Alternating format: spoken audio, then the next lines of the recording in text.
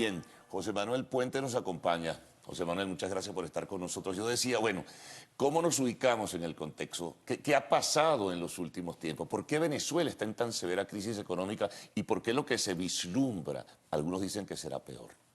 Carlos, Venezuela ya no vive una crisis, Venezuela vive un colapso macroeconómico. Entre el 2014 y 2016, que han sido 3 años de muy fuertes recesiones, Venezuela ha perdido 20% de su PIB, es decir, un cuarto de la torta de producción y bienes y servicios ha desaparecido después de 3 años de agudísima recesión. Y este año 2016, muy probablemente Venezuela será la economía con el peor desempeño macroeconómico del mundo, la más alta inflación del mundo y la contracción de su PIB más aguda del planeta. Es decir, esto es un colapso macroeconómico y que está teniendo impactos devastadores en lo social en términos de pobreza, desigualdad y restricciones de acceso a productos básicos como alimentos y medicina. Ahora, por ejemplo, cuando factores internacionales o factores nacionales dicen que la solución o el énfasis debe colocarse en lo económico, más no en lo político, más no en lo social, sino en lo económico. ¿Cómo pudiera entenderse eso? No, claro. Porque eso es muy genérico, eso es muy gaseoso. No, enfrentemos el problema económico, pero ¿cómo lo hacemos? ¿Qué decisiones hay que tomar? Sí, por supuesto que el problema central ahora es económico, pero también hay que entender, los economistas tenemos que entenderlo, que sin un cambio político no habrá cambio económico. El gobierno nacional está atrapado en su camisa de fuerza ideológica y no tiene el piso político mínimo necesario para llevar a cabo muchas de esas reformas necesarias, que al menos irían en 4 grandes líneas, en mi opinión. Hay que hacer un millón de cosas, pero las 4 por dónde comenzar. Uno, hay que desmontar el control de cambio. Como el control de cambio del 89 y el 96 colapsaron, este sistema cambiario colapsó. En este momento el tipo de cambio del mercado negro es 170 veces superior al tipo de cambio oficial. Con ese esquema esquizofrénico cambiario, la asignación de recursos es muy pobre. 2, tienes que desmontar los controles de precios y hacer que los precios cubran los costos de producción para que los productos aparezcan en los anaqueles.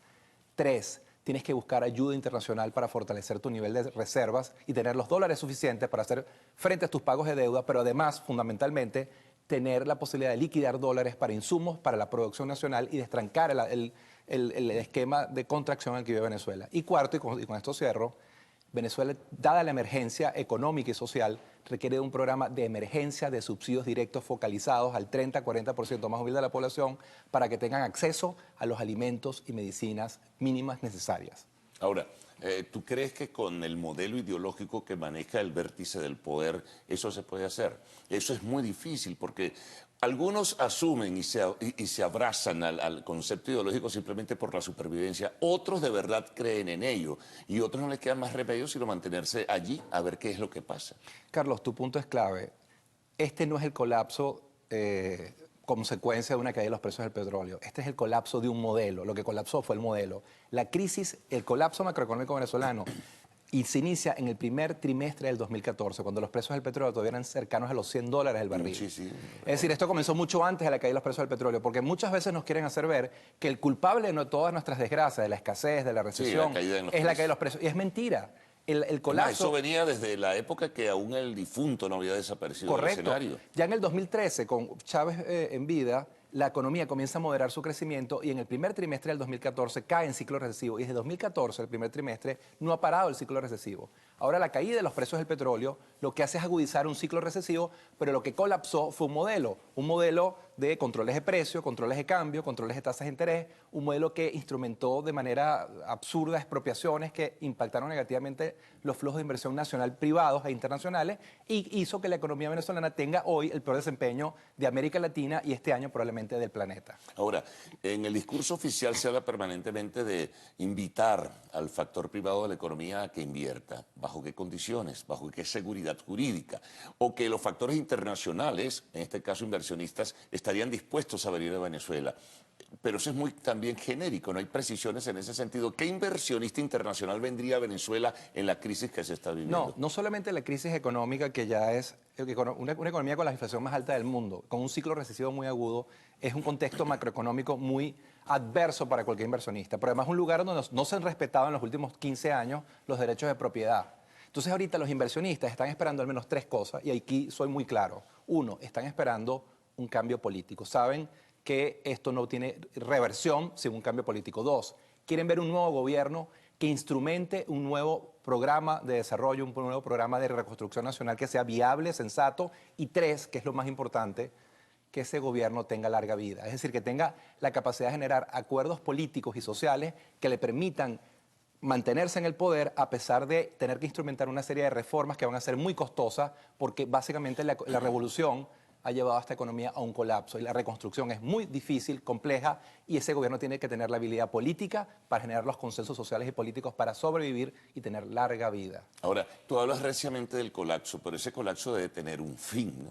Debe tener un límite, tiene que haber un punto de quiebre. ¿Cuál es?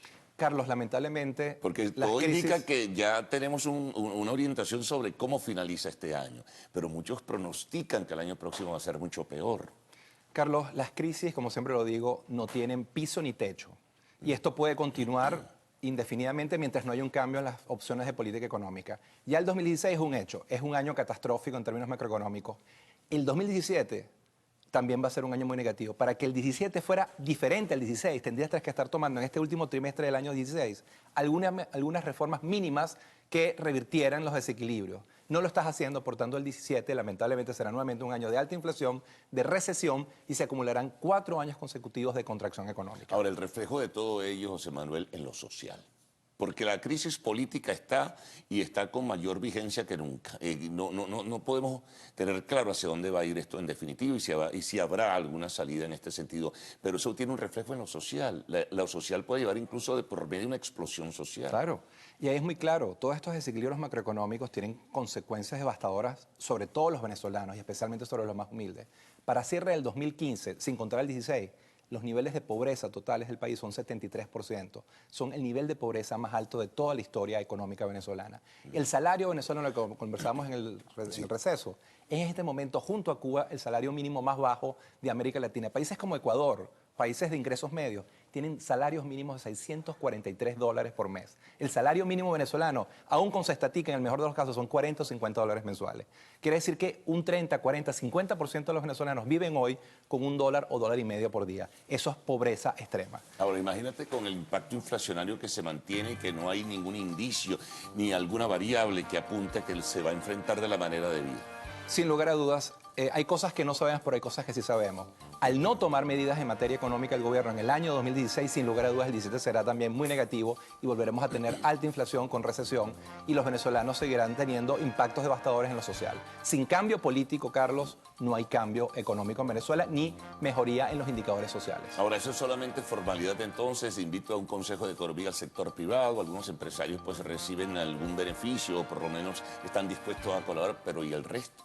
No, o sea, si no hay actividad productiva nacional, si no se recupera, aunque sea en forma gradual, no hay ninguna posibilidad de recuperarse. Así es, tiene que haber un cambio radical de 180 grados en el modelo. El gobierno nacional no lo ha entendido porque sigue insistiendo en un mismo modelo fracasado que ha llevado a Venezuela a su peor colapso después del choque petrolero más agudo en duración e intensidad de la historia, porque la paradoja es esa. Después de recibir 897.000 millones de dólares entre el 99 y 2015, Venezuela vive su colapso macroeconómico más agudo de toda la historia. Entonces, lo que te quiero decir es que necesitamos generar un cambio en el modelo y eso pasa por un cambio político. Sin cambio político y sin un cambio en el modelo, no habrá cambio en las opciones de política económica y en los resultados económicos y sociales. Bueno, José Manuel, muchas gracias por todos tus comentarios, explicaciones, detalles. En fin, vivimos un momento de verdad muy poco halagador, definitivamente. Bueno, José Manuel Puente, economista, profesor titular del IES. Hacemos una pausa, amigos. Al retorno estaremos con el segmento de arte y espectáculos en Lo Actual.